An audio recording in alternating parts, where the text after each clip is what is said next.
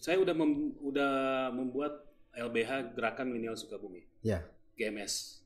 Itu kita punya base camp di Pelabuhan Ratu. Silakan itu untuk masyarakat Sukabumi kita gratiskan. Jadi Lembaga Bantuan Hukum Gerakan Milenial Sukabumi. GMS. Oh, iya.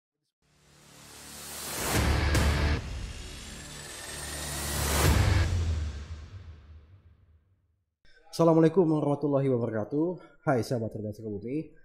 Kembali lagi di Ruang Bicara Podcast Cerdas Sukabumi bersama saya Fauzi Ahmad, host podcast kali ini.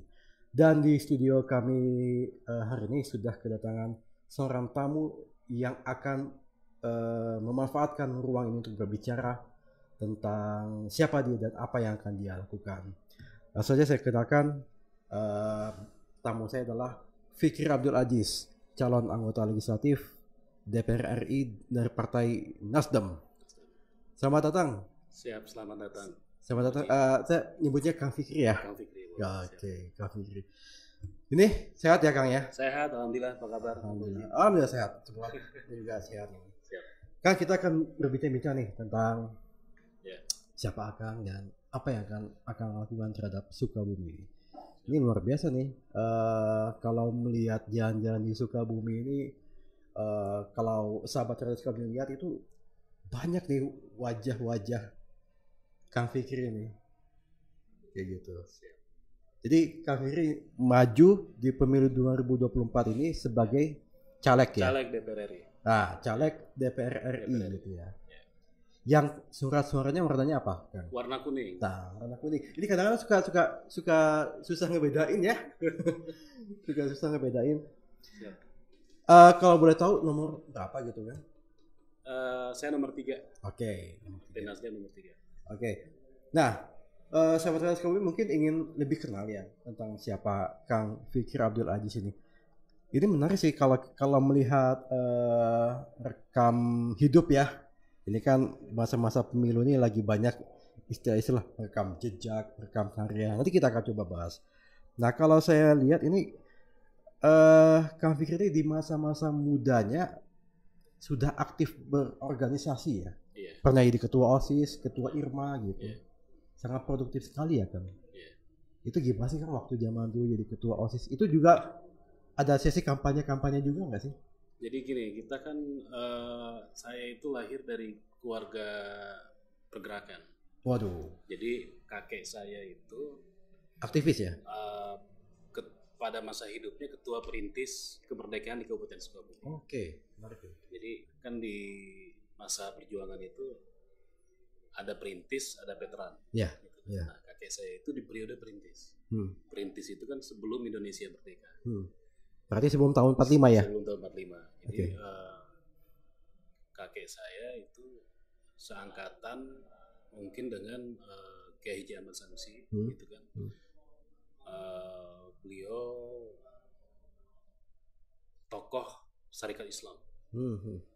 Tokoh Syarikat Islam. Jadi pada masa muda itu mengikuti pergolakan pada saat zaman proklamasi kemerdekaan. Dulunya aktif di Syarikat Islam. Oke. Kalau betul nama kakeknya siapa?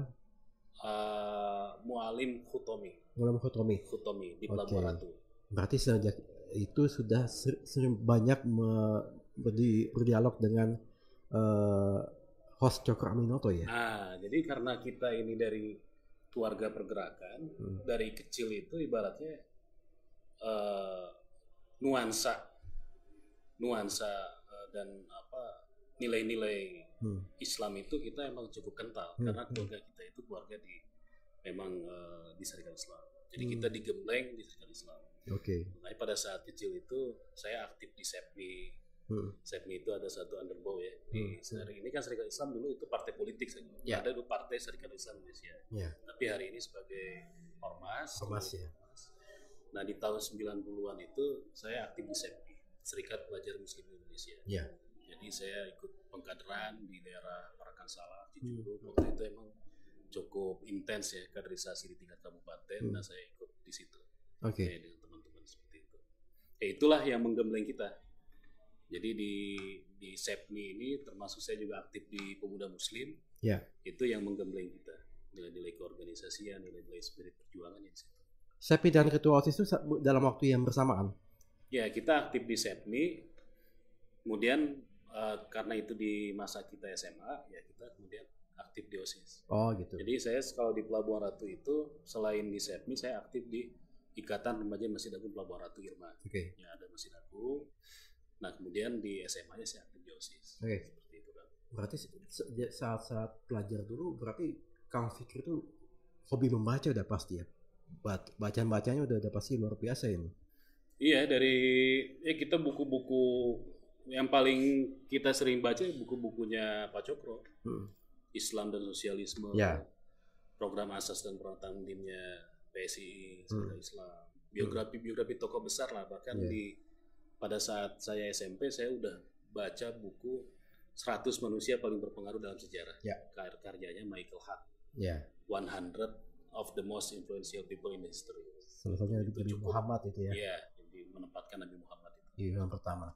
Dan sahabat-sahabat kamu kalau perlu tahu bahwa host Cokro Amin atau kepanjangannya Haji Omar Said ya. Haji Omar Said Cokro. Itu tuh disebut sebagai guru bangsa ya. Guru bangsa. Nah, itu anak SMA saat itu udah membaca bukunya guru bangsa itu kayaknya unik gitu Kang. Gitu. Mungkin di zaman dulu tuh bacaan mungkin novel atau apa gitu ya. Ya, kita karena memang dari keluarga pergerakan, dari keluarga memang yang artinya dari kakek itu kan memang ikut andil dalam sejarah perjalanan bangsa kan, makanya sebagai perintis, dilanjutkan juga waktu itu keluarga kami pernah juga ada beberapa yang menjadi anggota DPRD di kabupaten. Oh gitu. Memang kita dari keluarga politisi. Oke. Siapa itu kan? Dulu ada almarhum Kiai Haji Danu Ismail, mantan ketua sekolah 3 agama Islam Pelabuhan Ratu. Dulu anggota DPRD tahun 80-an dari P3. Gitu. Ada juga paman kita Bapak Ikin Sadikin itu anggota DPRD tahun 99 dari PSI. Sama ada paman saya juga itu yang jadi anggota KPU Pusat tahun 99. Seperti itu. Oh, kalau yang tadi adalah peserta pemilu ya di komisioner pemilu. Jadi setahu saya satu-satunya orang Sukabumi yang pernah menjabat di jabatan-jabatan lembaga-lembaga negara. Komisioner pusat ya. Komisioner pusat itu dari keluarga kami. Siapa namanya itu kan? Dr. Andes Lili Heru Utomi. Oke. Itu anggota KPU pusat zaman waktu ketuanya Rudini sama Adnan Buyung Nasution. Seperti itu. Baik, menarik sih melihat profil Kang Fikri, dan saya juga pernah mewawancarai dan membuat sebuah tulisan tentang Kang Fikri yang ternyata pada masa mudanya juga dulu pernah menjadi pedagang asongan. Gitu. Itu benar deh Kang. Itu apa yang dijual apa itu Kang? Ya, jadi gini ceritanya, saya ini kan bapak saya itu di tahun 94 kan meninggal. Jadi pada saat usia saya 10 tahun meninggal. Waktu saya kelas 5 SD. Oh gitu. Jadi di masa-masa itu kan kita ibaratnya dalam proses pencarian jati diri lah. Kita memang ada keluarga besar atau apa ya. Waktu itu saya entah gimana saya bersinggungan dengan teman-teman di pasar, di terminal. Akhirnya mutusin jadi pedagang gitu. Pedagang asongan. Nyambi jadi pedagang ya. Nyambi, sekolah tetap ya. Sekolah tetap gitu. Lumayan lama sebetulnya. Target berdagang itu saya sebetulnya ada target lain. Bukan saya itu mencari nafkah gitu. Target lainnya itu gini.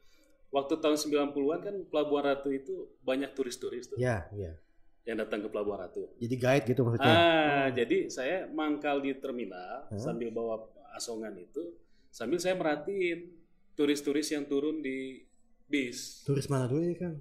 Dari mancanegara. Mancanegara. Yang bule-bule itu. Karena kan dari kecil saya udah karena bapak saya almarhum kan dulu guru bahasa Inggris. Gitu kan. Jadi kita dari kecil udah diajarin bahasa Inggris kan. Nah, pada saat SD kelas 6, SMP kelas 1 itu lagi senang-senangnya tuh belajar bahasa Inggris. Nah terus saya diajarin kan bahasa Inggris itu kalau mau cepet bisa harus dengan praktek. Iya betul. Nggak bisa cuma baca buku aja gitu kan. Nah target saya di terminal itu, jadi kalau saya pas lagi mangkal, saya lihat kalau bis-bis yang jurusan dari Bogor itu saya perhatiin itu. Nah kalau ada bule yang turun bawa ransel saya samperin.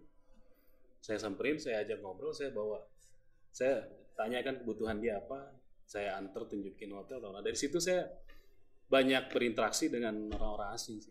Dari sejak saya kecil itu sampai sekarang saya masih ada teman-teman saya dari Belanda, dari Jepang. So can you reply to greeting the tourists when they come? For example, hello sir. Yeah. Good afternoon. May I introduce with you? What can I do for you? Something like that. Oke. Ini pertama kali podcast ada bahasa Inggris di sini. Menarik ini. Kalau yang dari Jerman atau Belanda pernah nggak? Belanda. Bahkan salah satu yang saya kenal di tahun 98 dengan salah satu warga negara Belanda. Itu pada saat saya kan lama tuh komunikasi dengan dia. Kemudian dia dulu kan zaman-zaman kita kalau korespondensi kan nggak ada email dulu kan. Surat-suratan kan. Kita kirim surat, nanti baru sebulan ada jawaban gitu kan. Nah jadi waktu pas saya dapat surat itu ke SMA 1 Pelabuhan Ratu dari kawan saya itu. Siapa namanya? Ada Dennis Parlevliet, orang Belanda. Nah, dia jadi nyasar ke SMA 1. Waktu posisinya saya udah di Undip. Oh, gitu. Kamu pikir udah mahasiswa? Udah mahasiswa. Udah surat, tapi suratnya ke SMA. Jadi di surat itu dia bilang, karena saya udah berapa tahun nggak ada komunikasi, dia bilang katanya, menurut perkiraan kami, kamu sekarang harusnya udah fase kuliah, dia bilang gitu. Nah saya pas semester 1 di Fakultas Hukum Undip. Akhirnya sama ada salah satu guru disampaikan ke rumah, dikirim ke Semarang, baru saya jawab. Ke Semarang ya? Oh iya. Saya di Undip ke Semarang. Wah. Nah itu malah jadi salah satu donatur saya. Donatur apa ini? Donatur sampai saya bisa membiayai kuliah saya. Oh gitu. Si bule itu salah satunya. Wah. Gitu. Sampai sekarang masih keep in touch ya? Masih. Terakhir saya ketemu di Bali ya. Oh masih? Pernah ada 5 tahun lalu saya pernah 7 tahun lalu saya pernah udah bawa keluarga gitu, bawa keluarga. Oke. Gitu. Berarti YouTube ini bakal sampai ke Belanda lagi nanti ya? Nanti saya. Oke. Siapa namanya tadi, Kang? Dennis Parlevliet. Oke. Berarti Kang pikir dia bisa bahasa Belanda ya? Dulu waktu di Undip saya sempat belajar tapi ya basic lah. Oh basic ya? Iya basic. Gitu. Oke. Tapi tadi belum dijawab tuh. Waktu di pedagang asukan itu jualan apa kan? Di jualannya kan biasa. Cacimen bukan? Aqua gitu. Sampai masih hafal itu saya itu. Apanya? Cara dijualannya kan. Karena kita habit kan, kebiasaan. Habit ya. Jadi masa kecilnya udah belajar ilmu marketing ini pakai uang nggak? Ini dari market. Nah oke. Saya akan menjadi gini. Anda mulai dari marketing ya, jadi pedagang. Lalu Anda memilih berkuliah di Undip, Universitas di Ponegoro untuk fakultas hukum. Betul. Dari bisnis ke hukum. Kok bisa gitu lah? Kenapa nggak ekonomi? Gini, sebetulnya kalau kita kan sebetulnya dari keluarga pendidik ya saya. Bahkan dari sejak saya SMP. Nah waktu pas saya di SMP kan saya udah mulai berhenti tuh jadi pedagang asukan. Saya mulai waktu itu bukan melanjutkan ada kursus bahasa Inggris. Dulu peninggalannya almarhum bapak saya. Kalau pikir yang bikin kursus melanjutkan. Gitu. Jadi dulu kan bapak saya itu kepala sekolah di Sanawiyah Alasana, MTS Alasana. Dulu salah satu pionir untuk kursus bahasa Inggris di Pelabuhan Ratu. Jadi saya pikir itu tahun. Nah, saya lanjutkan. Lembaga itu saya lanjutkan gitu kan. Nah, jadi di masa-masa SMP SMA itu saya kalau pulang sekolah saya ngajar. Saya buka kursus di rumah. Murid-muridnya itu teman-teman saya di SMA gitu. Hah? Ada anak kelas 2, kelas 3 gitu. Pas saya kelas 1. Kakak kelas diajarin dong? Kelas ada. Kok bisa gitu kan? Ya begitulah. Iya, karena kita punya satu metode dulu memang 2-3 bulan lancar bahasa Inggris. Oke. Dulu kan banyak orang yang tujuan mau ke luar negeri tuh, ke kapal pesiar. Nah saya bisa waktu itu private, orang 2-3 bulan lancar. 2-3 bulan bisa bahasa Inggris? Iya. Kalau 2 menit bisa nggak? 2 menit nggak bisa. Jadi orang itu digembleng, tinggal di rumah. Dalam 2 bulan misalnya saya mau target ke kapal pesiar. Nah itu saya dulu dari SMA SMP SMA itu saya ini. Iya. Nah terus dari situ tadinya saya berpikir saya itu mau jadi guru.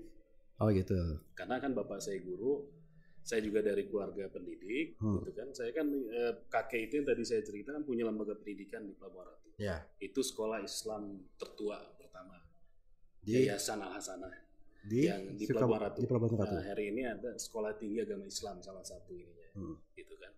Nah, waktu kelas 1 itu saya masih cita-cita jadi guru tuh. Nah, pas kelas 2, pas saya di OSIS, aktif di organisasi, kebetulan waktu itu paman saya, almarhum, jadi anggota KPU Pusat. Yeah. Dan sering muncul di TV kan. Kita kan mikir, wah ini ibaratnya orang kampung gitu kan. Paman saya juga guru. Dia ikut terlibat di gerakan reformasi. Kemudian dia terpilih jadi anggota KPU. Nah, saya banyak berinteraksi. Memang kalau pikiran selain saya baca tadi dari tokoh-tokoh besar seperti Cokro Aminoto dan lain-lain, kalau yang berpengaruh secara langsung yang menggembleng saya di dunia politik itu paman saya.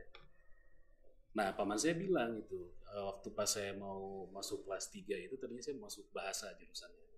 Pas ngobrol sama paman saya, dia bilang, kamu kalau suatu saat mau jadi politisi, kata dia, kamu jangan ngambil sospol, tapi ngambil hukum. Jadi saya bilang, kenapa Om? Saya bilang, karena kalau ngambil hukum seperti Yusril, waktu itu kan Yusril lagi naik daun kan waktu zaman reformasi. Kalau kamu ngambil hukum, kamu akan bisa belajar tentang politik. Jadi kamu sarjana hukum yang memahami ilmu politik, gitu. Seperti itu. Tapi kalau kamu mempelajari ilmu politik, kamu nggak akan memahami hukum. Makanya saya ngambil hukum.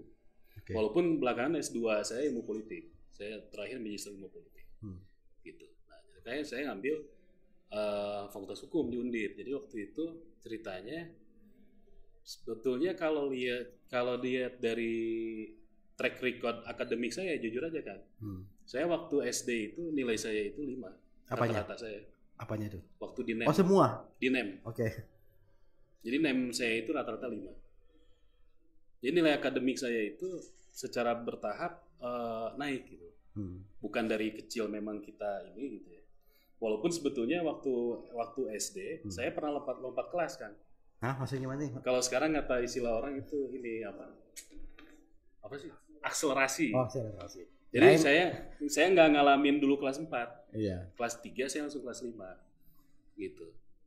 Nah, tapi karena kita nggak belajar, kita kan banyak di terminal waktu itu kan. Karena nggak banyak belajar, akhirnya saya jeblok nilai saya itu. 5 rata-rata.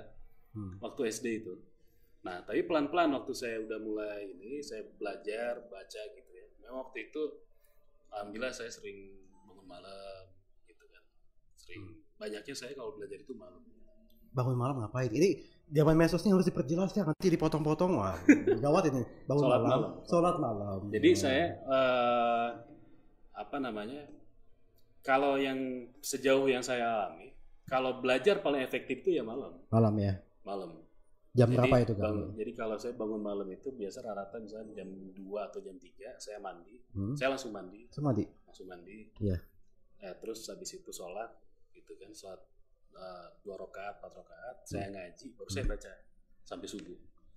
Baru baca buku. Nah, dari situ pelan-pelan akademis saya itu mulai naik. Bahkan memang saya kan agak jeblok atau agak kurang saya di IPA.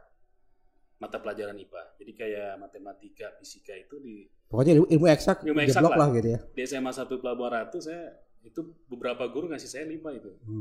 Waktu eksak itu.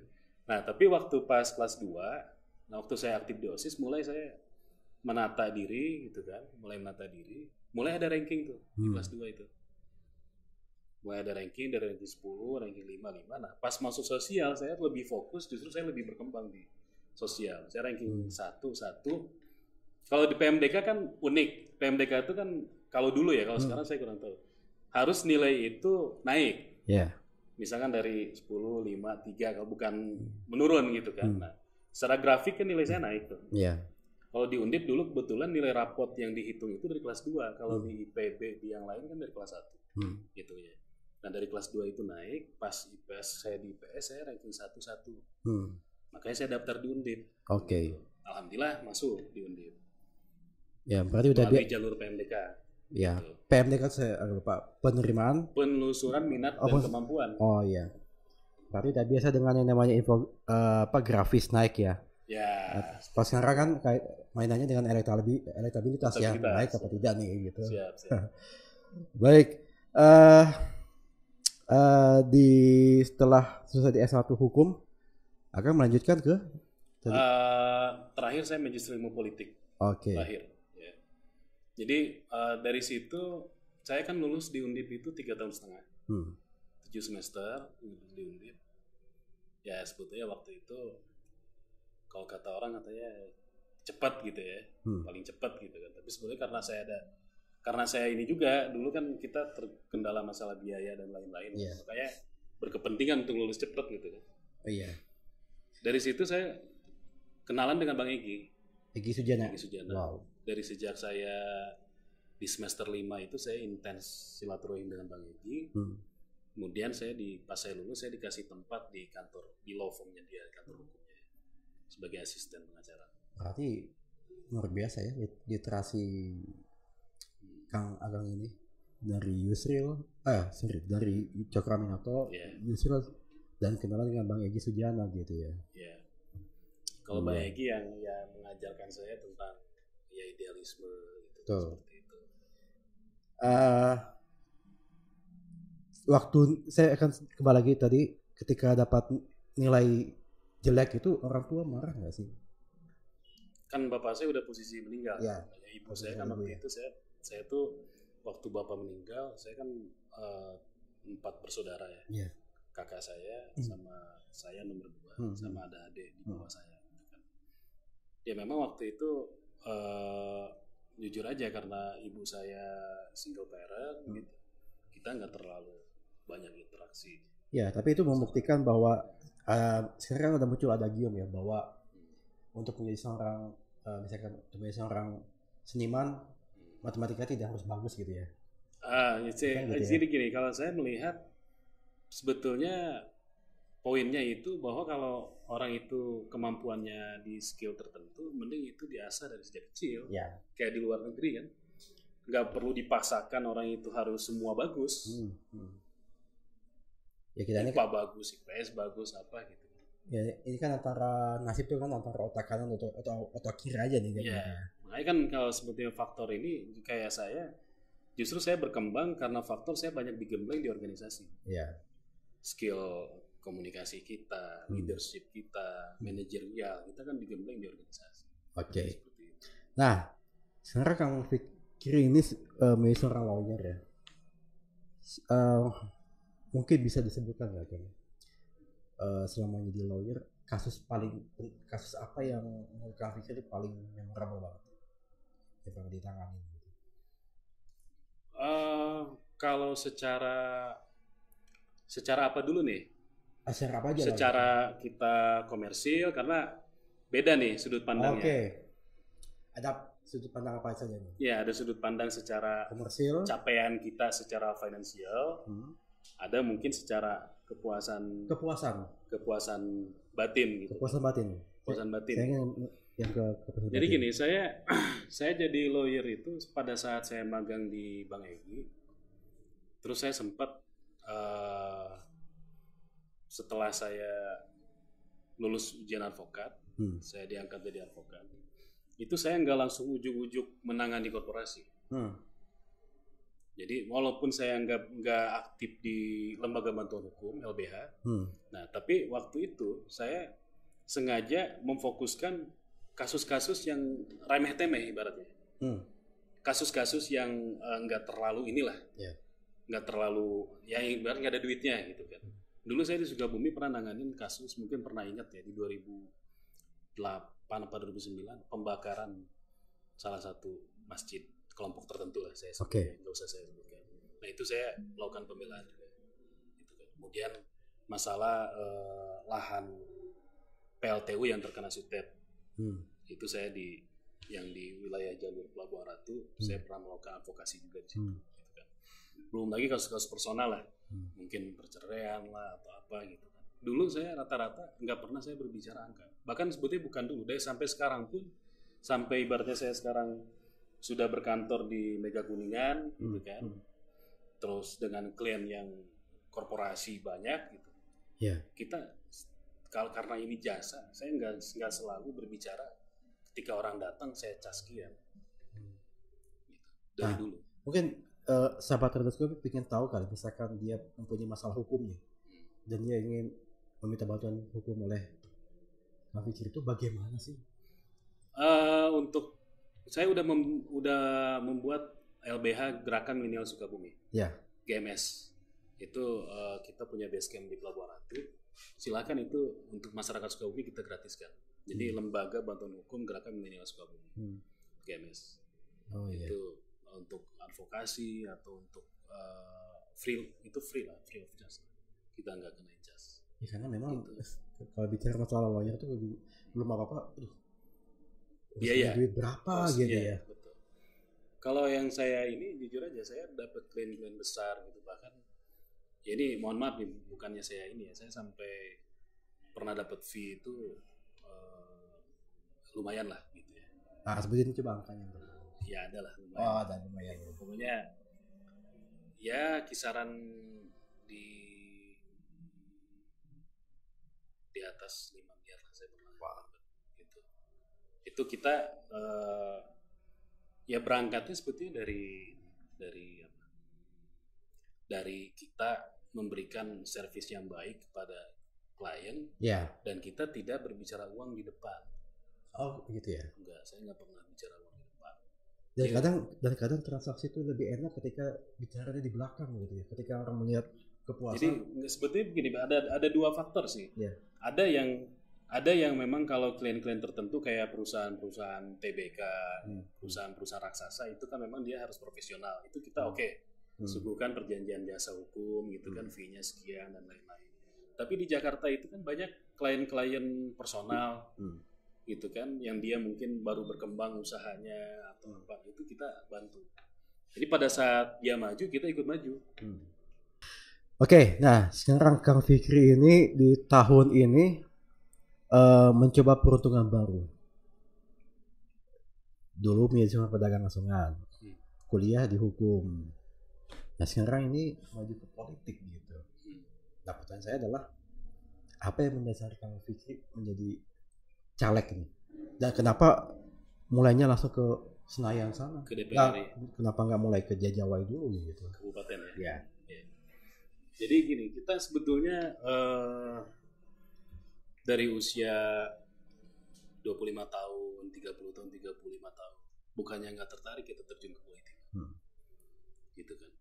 Tapi kita realistis.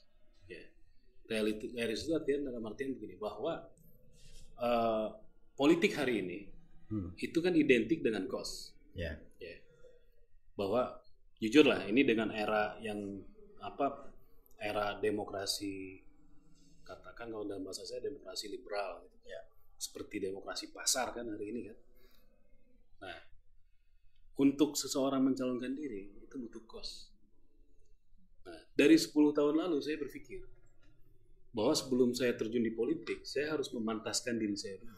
Jadi 2013 dari 10 tahun yang lalu. Jadi saya punya estimasi bahwa di usia sebelum 40 tahun atau di usia 40 tahun saya akan terjun ke politik. Udah direncanakan. Sudah dalam ini saya, sudah dalam benak saya gitu. Nah, salah satu caranya saya mesti memantaskan diri saya dulu. Memantaskan itu dalam artian apa?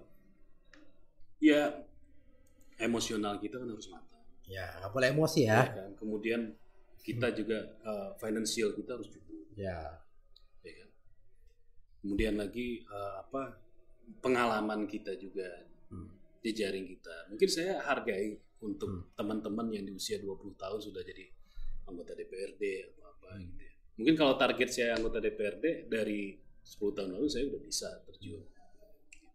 Tapi hari ini dengan pengalaman saya di Jakarta, dengan jejaring yang sudah kita miliki juga, potensi itu akan lebih maksimal kalau kita di DPR pusat. Seperti itu. Berarti jadi saya udah siapkan kos. Dari 10 tahun lalu saya udah menyiapkan, termasuk kebutuhan kosnya berapa, gitu kan. Saya udah menyiapkan kos politik atau dalam istilah pengamat itu logistik ya. Logistiknya udah disiapin. Itu faktanya seperti itu. Jadi bohong lah kalau calon DPR RI nggak habis minimal 3-5 miliar atau di atas itu. Kalau mau jadi ya. Saya nggak berbicara konteks money politik, untuk membentuk jejaring aja, untuk bikin atribut aja. Itu bisa sampai 1M lebih mungkin. Membentuk jaringan kecamatan, jaringan desa, jaringan TPS. Orang ngumpulin orang ini kan. Apalagi Sukabumi ini kawasan terluas kedua itu Jawa Bali ya. Kabupaten terluas. Gitu. Jadi logistik udah disiapin nih. Insyaallah. Pengalaman udah siapin. Wawasan juga disiapin ya. Insyaallah. Udah ya tinggal go ya. Iya, kalau ibaratnya ini ya tinggal show aja, tinggal pas waktunya aja. Tapi ini menarik nih, dalam perjalanan Kang Fikri ini berarti banyak orang-orang yang membantu ya. Banyak. Termasuk paman ya. Ya, yang banyak menggembleng lah secara mendidik gitu. Tapi kalau di kasus lain ada yang juga dibantu paman juga ya. Iya. Oke. Selama kampanye nih udah ngapain aja kan? Kita udah membentuk jejaring hampir semua kecamatan udah kita bentuk. Kecamatan di 47 kecamatan di kabupaten. Di kabupaten dan kota ya, sebagian kota. Memang kita bergerak di kota tapi ya basisnya kita di kabupaten. Kita bergerak juga di kota. Hampir di kurang lebih setidaknya di 300 desa saya udah bergerak. Dan 4.000 TPS, 4.000 titik TPS. 4.000 titik TPS ya. Dan kenapa Nasdem yang dipilih? Nasdem? Ya. Gerakan Perubahan. Wow. Sebetulnya gini Kang, saya dulu waktu zaman pilkada, saya kan relawan Marwan Iyos ya. Itu saya sempat di Golkar juga saya. Sempat di Golkar waktu itu. Saya wakil ketua di AMPI dan sempat di Kosgoro juga di kabupaten gitu kan. Tapi kita lihat kan ada istilah katanya politics is art of possibility, kayak gitu kan.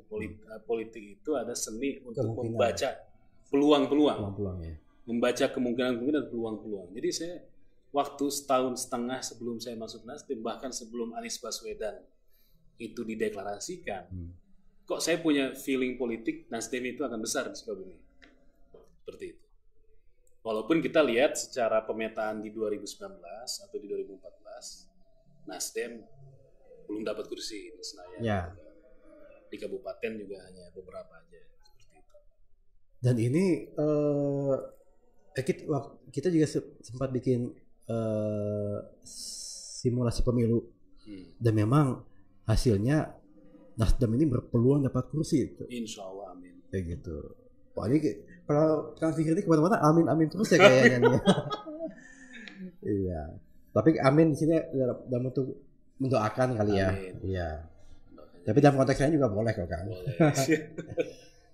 Iya. Jadi tampaknya memang peluang Nasdem untuk dapat kursi di Senayan nih dari dapil 4 ya.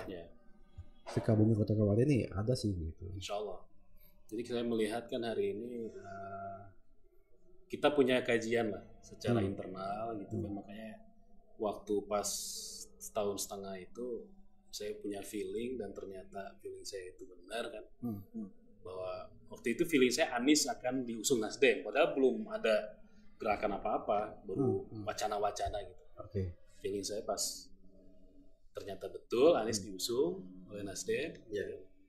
Udah dari situ melihat juga secara aura dan peta peluang Anies di Jawa Barat ya, khususnya di Sukabumi.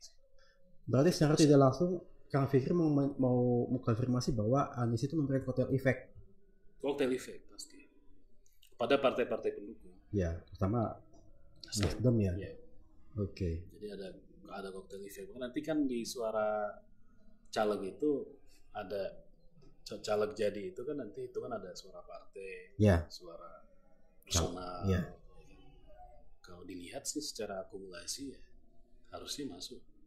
Insya Allah Nasdem masuk. Meskipun begini, meskipun kan ini udah jadi bahasan di mana-mana ya, bahwa caleg nomor urutan 1 itu yang diuntungkan ya dari segi urutannya. Bagaimana tanggapan Kang Fikri tentang pengurutan itu? Itu di beberapa case, kalau kita lihat nggak usah jauh-jauh lah, di Kabupaten Sukabumi kita udah ada pengalaman beberapa calon yang jadi. Meskipun tidak bukan nomor 1. Perlu saya sebutkan? Boleh. Pak Heri Gunawan. Oh iya. Waktu pertama jadi. Iya. Nomor urut 2. Desi Ratnasari waktu pertama jadi nomor urut 2. Bahkan kalau di Nasdem sendiri di Dapil 3 di Dapil 2 Jabar di Bandung itu nomor urut 3 yang jadi. Kalau di Dapil Cianjur malah nomor urut terakhir yang jadi. Artinya begini teman-teman saya. Jadi kalau saya lihat gini, penomoran itu kalau konteks pemilihan legislatif itu akan berbanding dengan apakah dia melakukan kerja-kerja politik yang masif di masyarakat. Mesin partai ini dari istilahnya mesin partai. Enggak mesin partai. Kalau mesin partai kan ini tetap mesin partai kan tetap akan berkorelasi kepada naiknya suara partai. Ya, orang yang suka kepada Nasdem tapi tidak tahu calon mana yang dipilih, pasti dia mencoblos tanda gambar Nasdemnya. Itu diuntungkan karena pasti akan dihitung akumulasi nanti kan. Tapi kalau untuk personal dia akan dipilih oleh masyarakat tergantung kerja-kerja politik calon itu sendiri terjun atau tidak dia ke masyarakat. Kalau sekarang mohon maaf, kalau sekarang dia cuma mengandalkan tim, nggak pernah berinteraksi secara langsung, malah dia muter kemana-mana gitu. Dia di Dapil Sukabumi misalkan, tapi dia malah keluyuran di mana gitu kan, nggak ngurusin dapilnya, gitu kan. Itu banyak kan kayak gitu ya? Ya saya lihat sih ada lah gitu, saya nggak usah sebutkan. Gitu. Saya yakin tidak akan berkorelasi terhadap peningkatan suara, gitu. Nah hari ini kan kita mungkin ada teman-teman juga yang istilah tandem nggak tandem, gitu ya. Ya itu masing-masing orang punya strategi lah, gitu. Walaupun kalau saya sendiri untuk tandem itu saya nggak terlalu prioritaskan kerja-kerja tandem, apalagi kalau nomornya beda. Maksudnya tandem itu kerjasama dengan kerjasama siapa, ya caleg DPR RI, provinsi. Kabupaten. Ya, paketan gitu kan. Sebetulnya itu akan efektif kalau nomornya itu sama. Jadi sosialisasi ke masyarakat itu lebih mudah. Coblos nomor 3. Provinsi 3. 3. Kabupaten 3 gitu. Lebih mudah seperti itu. Tapi kalau nggak seperti itu memang perlu ekstra kerja keras kalau bertandem seperti itu. Dan itu strategi politik yang Kang Vicky saya nggak prioritaskan itu ya. Saya nggak prioritaskan. Tapi tetap tandem. Tapi yang tandem banyak. Ada beberapa. Ada ya. Ada beberapa walaupun ya namanya tandem itu kan ibarat orang pacaran kan. Iya. Kita coba kenalan dulu di awal, sempet jalan. Chemistry-nya ada nggak sih? Ya, chemistry-nya ada atau enggak. Kalau tidak menguntungkan, kita anggap kita tidak nyaman, buat si tandem juga nggak nyaman, itu apa kita lanjutkan? Kang, ini mungkin jadi pertanyaan juga publik ya. Lebih sengit mana sih bertarung di internal partai atau dengan partai yang lain ya gitu? Ya di kontestasi terbuka seperti ini sebetulnya kita kan prinsipnya untuk di internal tentunya kita kan harus kerja keras agar ini menjadi kursi untuk Nasdem. Makanya kita calon manapun gitu kan di internal kalau dia bekerja kita malah makasih gitu. Jadi enggak ibaratnya kalau teman separtai itu dia jalan membentuk jaringan, dia sosialisasi. Bagi kita itu bersyukur.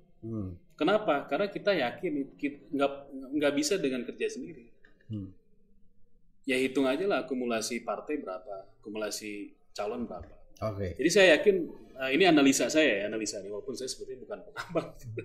Tapi dari segi hitung-hitungan kalkulasi saya 2024 akan ada partai yang menggeser. Ya, akan ada yang tergeser. Berapa, Pak, Kang? Feeling saya 2. Nasdem sama? Ya. Boleh dong, kan kita bicara politik nih. Nasdem sama siapa nih? Yang berpeluang masuk ya? PKB misalkan. Yang berpeluang masuk kalau feeling saya yang dari koalisi Amin lah. Itu kan kelihatannya di Sukabumi masuk semua sih harusnya. Luar biasa nih kampanye. Gitu. Koalisi perubahan ini luar biasa nih. Feeling saya dari koalisi Amin masuk di Sukabumi. Kan ada dua partai lain yang tergeser, tapi saya nggak usah sebutkan lah gitu kan. Nah ini analisa ya, bisa kita pembuktiannya nanti lah gitu.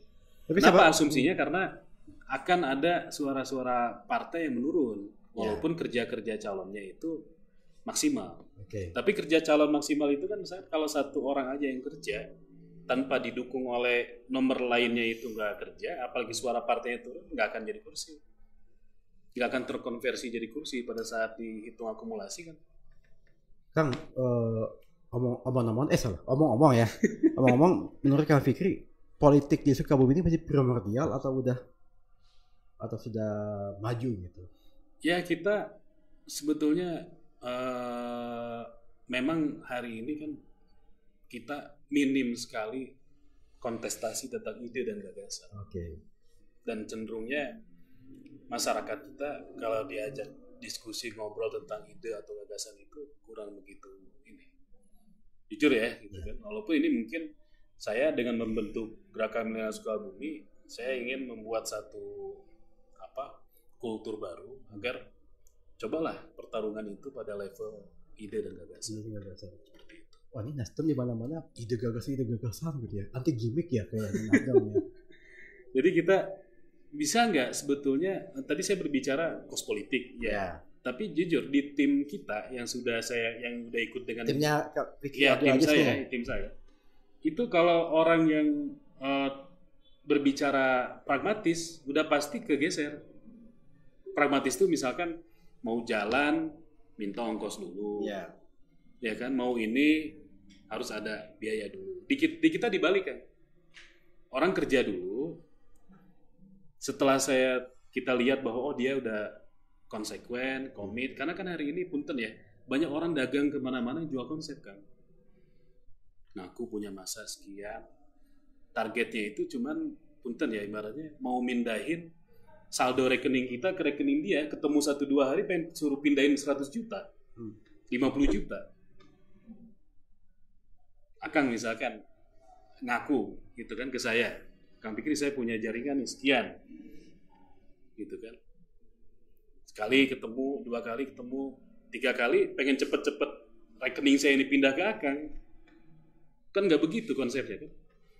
Konsep kita kan, makanya kalau di Amin itu banyak sekali relawan-relawan yang ibaratnya mengeluarkan waktu, tenaga, pikiran, bahkan biaya. Benar-benar relawan ya? Relawan. Nah ini yang ingin saya bentuk, ya mindset ini jangan hanya kita terapkan di Pilpres. Tapi juga geser ke sampai Pileg ke daerah. Sampai ke Pileg dong. Kalau di Amerika orang misalkan donation for Senate apa gitu kan. Donasi untuk anggota DPR. Bahkan sampai segitunya ya. Di negara-negara maju. Tapi kan di 2019 itu sempat dilakukan donasi itu ke kubu sebelah itu. Kan sempat ngumpulin duit itu diserahkan. Iya. Enggak, maksud saya gini, bahwa kerja-kerja tim relawan ini kita bukan nyuruh mereka itu bekerja keras tanpa nanti itu sesuatu. Mereka pasti kan pertanyaannya, saya mendukung Anda, saya mendapatkan apa kan gitu. Nah, bagi saya, mungkin saya tidak bisa mengcover kebutuhan pribadi-pribadi dari tim saya. Dan itu nggak fair dong. Misalkan pemilih kita 70.000 atau 100.000, kita disuruh mikirin orang per orang kebutuhannya. Yang fair itu kan ketika kita jadi duduk, kita diuji program apa yang nanti kita jalankan pada saat kita menjabat, prestasi apa yang nanti kita usung, gitu kan. Nah, tadi Kang Fikri, Akang udah berjalan ke 300-an desa ya, atau mungkin lebih ya. Dari 300 desa itu, masyarakat di sana itu, konstituen itu rata-rata aspirasinya apa? Menginginkan apa? Di Kabupaten Sukabumi ini kan gini, pasti kalau ditanya sekarang permasalahan utama itu apa, saya melihat kan yang dikeluhkan itu pemerataan pembangunan. Bahwa belum meratanya pembangunan di Kabupaten Sukabumi. Fisik ya lebih tepatnya. Lebih tepatnya fisik. Misalkan apa? Masih banyak jalan-jalan rusak. Ya kan? Kemudian infrastruktur belum merata. Ya kan? Ya di mana tuh aspal terkelupas gitu ya. Dan di lain-lain kan, di saudara-saudara kita di Dapil 5, Dapil 6. Nah, kalau itu kemudian misalkan dikeluhkan oleh masyarakat, ya, kenapa misalkan kita belum terakses pembangunan. Saya kira kan yang paling klise jawaban itu kan selalu karena Sukabumi itu terlalu luas, anggarannya terbatas. APBD kita dikuras untuk belanja rutin, membayar gaji pegawai, membiayai operasional daerah. Selalu kan jawabannya begitu. Saya kira kan perlu satu hal yang lebih besar dari itu, kreativitas yang lebih solusinya lantas apa gitu kan. Nah, solusinya apa itu berarti kan? Sebetulnya kalau ditanya misalkan Sukabumi terlalu luas, anggarannya terbatas, lanjutkan itunya. Apanya? Narasinya lanjutkan. Makanya kemudian berarti harus dirubah gitu. Enggak, segera lakukan pemekaran Kabupaten Sukabumi. Itu yang mendesak. Ini kan udah agenda yang sebetulnya sudah ada. Ya kan? Pemekaran daerah. Tapi hari ini saya tantang dan saya tunjukkan pada saya siapa anggota DPR RI yang concern tentang isu pemekaran. Berarti kan setuju dengan isu pemekaran itu? Sangat setuju. Berapa pemekaran kan sebenarnya? Kalau idealnya Sukabumi Utara nih. Idealnya 3. Sama Pejampangan. Oke. Sehingga nggak terjadi disparitas yang begitu tinggi antara teman-teman kita di wilayah Jampang dengan wilayah utara. Cukup yakin akan dengan pemekaran itu akan jadi pemerataan?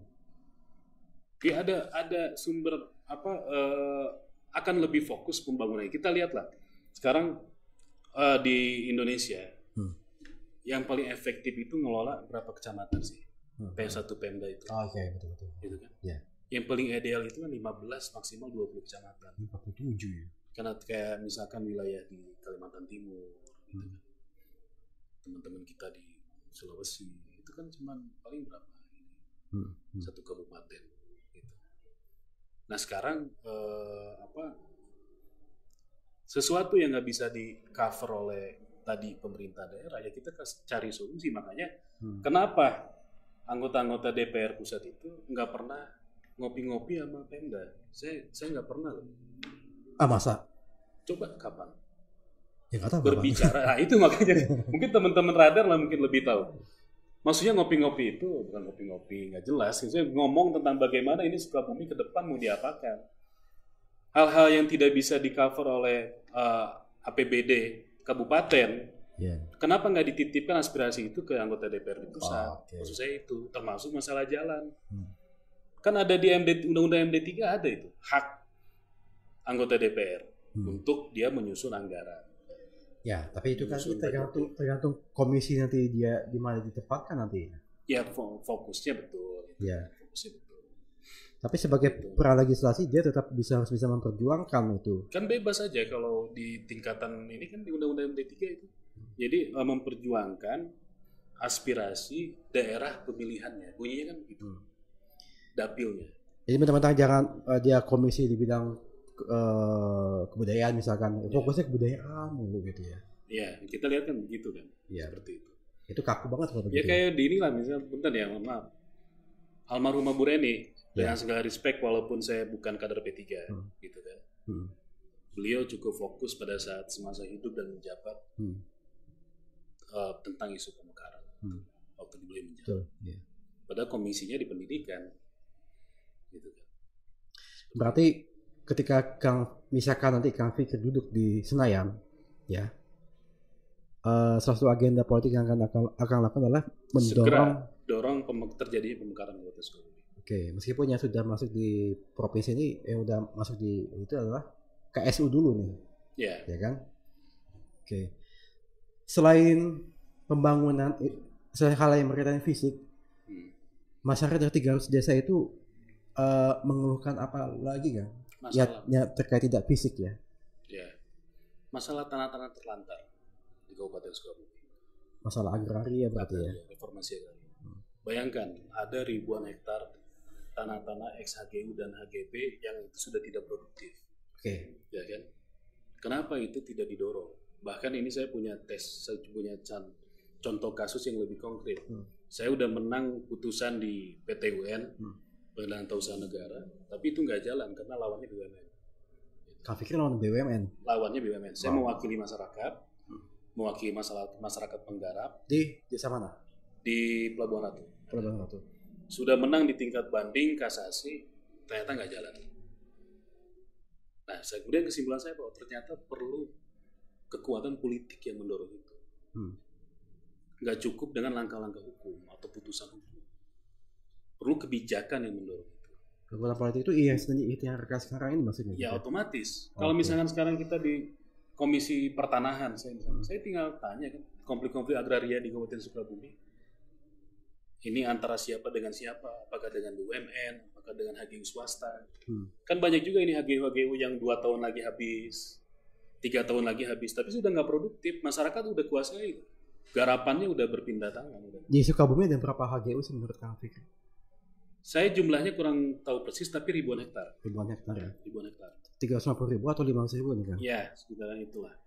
Oh gitu. Dan itu maksudnya sejalan kalau Amin menang ya, Insya Allah menang, itu sinkron dengan, jadi mohon maaf Pak Anies belum ngomong itu, saya udah 5 tahun lalu saya udah mikir itu tentang reformasi agraria itu. Pak Anies kan bilang itu tanah-tanah negara itu kan agar dihibahkan atau bukan dihibahkan, dimanfaatkan, bukan hibah ya, dimanfaatkan pemanfaatannya oleh swasta. Oke. Gitu. Ini menarik tentang HGU ini lagi viral nih kan.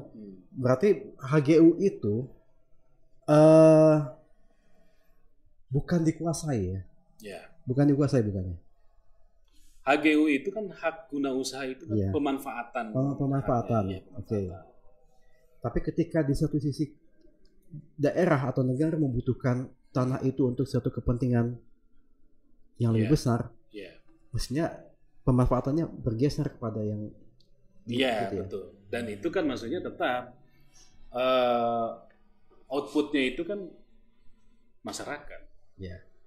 Jadi maksud saya gini, kenapa banyak ribuan tanah-tanah terlantar yang tidak produktif? Pada posisi sekarang banyak misalkan sekolah-sekolah swasta membutuhkan lahan. Kenapa itu tidak dijadikan salah satu solusi? Sekarang masalah yang paling utama di dunia pendidikan itu adalah akuisisi lahan yang mahal. Membeli lahan yang mahal. Kalau sekolah-sekolah negeri itu dibiayai negara, tapi kalau sekolah swasta, ya kan? Nah, maksud saya kenapa? Kalau sekarang Amin itu menang, Pak Anies bilang tanah negara akan boleh pemanfaatannya dikelola oleh sekolah-sekolah swasta. Kalau eksekutifnya udah bilang gitu, legislatif juga saya pola pikir kita sama kan sinkron. Makanya kenapa maksud saya di sini pentingnya untuk agar tidak hanya Amin menang, partai pendukung harus menang menjadi kampanye. Iya, memang harus dikampanyekan gitu ya. Wah, siap Kang Fikri. Wah, ini berarti bisa dibilang caleg paket komplit nih. Pendidikan dapat nih. Bisa bahasa Inggris ya. Bisa bahasa asing maksudnya. Pernah jadi pebisnis.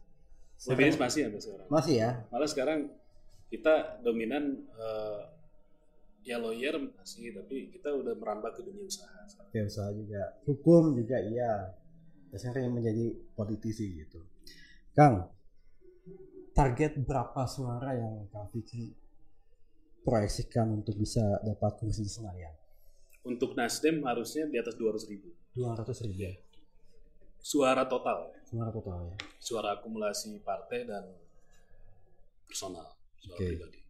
Nah, saya ingin nanyakan juga sejauh ini bagaimana dukungan dari pimpinan Nasdem? Ya kalau mungkin barangkali Kang Fikri pernah berkomunikasi dengan Pak Surya Paloh atau mungkin di tingkatan Jawa Barat Pak Saan Mustafa. Nah, kemarin sempat ketemu ya, itu bagaimana dukungan? Ya alhamdulillah, kebetulan kan saya juga di wakil ketua di DPW juga di Jawa Barat kan saya.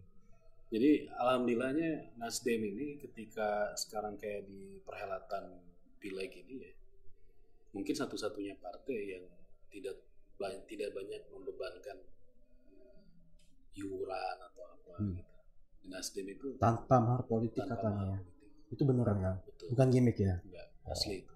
Dikira. Memang itu ada metode kayak misalkan ya mohon maaf pada saat saya dicalonkan saya nomor urut 3 gitu ya. Itu kan kondisi berapa tahun lalu kita belum kerjanya belum maksimal. Kalau hari ini mungkin bisa beda kan. Kalau ada Nasdem kan salah satu basisnya itu survei. Di Nasdem itu ada survei berkala per 3 bulan. Gitu kan. Ada lembaga profesional. Nah, dia melihat elektabilitas dan popularitas dari calon itu. baik pileg maupun pilkada. Oke. Siap, sahabat Radas Kebumi, saya yakin kayaknya masih pengen banyak mengulik tentang Kang Fikri Abdul Aziz ini. Tapi nanti insya Allah kita akan lanjutkan di podcast yang berikutnya ya. Siap. Ya. Mungkin apa yang mau Kang Fikri sampaikan buat masyarakat Sukabumi, kota Sukabumi ini? Ya. Silakan.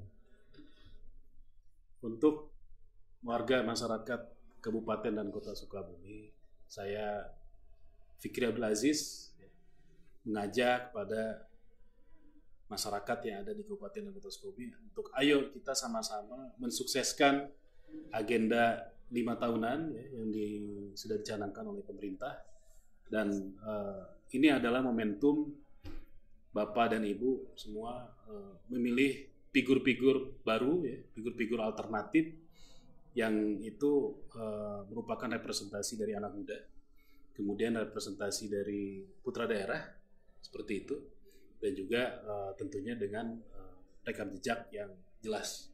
Itu mungkin ini momentumnya kalau kita mau berubah 5 tahun ke depan, gunakan hak pilih itu secara bijak nanti di kotak suara di tanggal 14 Februari. Oke. Mantap. Oke, Kang Fikri Abdul Aziz, terima kasih sudah datang ke studio Radas Sukabumi, dan ya bisa dibilang obrolan berdaging semua ya. Gitu ya. Terima kasih. Banyak sebetulnya yang mau dibahas, isu pertambangan, isu milenial, isu BUMD, tentang industri pabrik dan lain-lain gitu. Tapi mungkin di kesempatan lain. Makanya tunggu podcast berikutnya sama pikiran saya nanti ini.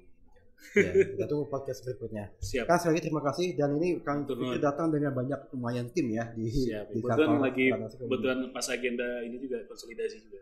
Oke, siap. Baik, sahabat Radas Sukabumi, terima kasih buat Anda yang sudah menyaksikan podcast edisi spesial bersama dengan Kang Fikri Abdul Aziz, calon anggota legislatif DPR RI dari Partai Nasdem ya. Dan jangan lupa untuk subscribe YouTube Radas Sukabumi. Kang Fikri udah subscribe belum YouTube Radas Sukabumi? Saya lupa ya harus. Berarti sudah ya. Jangan lupa subscribe, dan kita akan selalu update informasi tentang politik dan pemilu 2024 di Radas Sukabumi. Sekian, wassalamualaikum warahmatullahi wabarakatuh. Waalaikumsalam.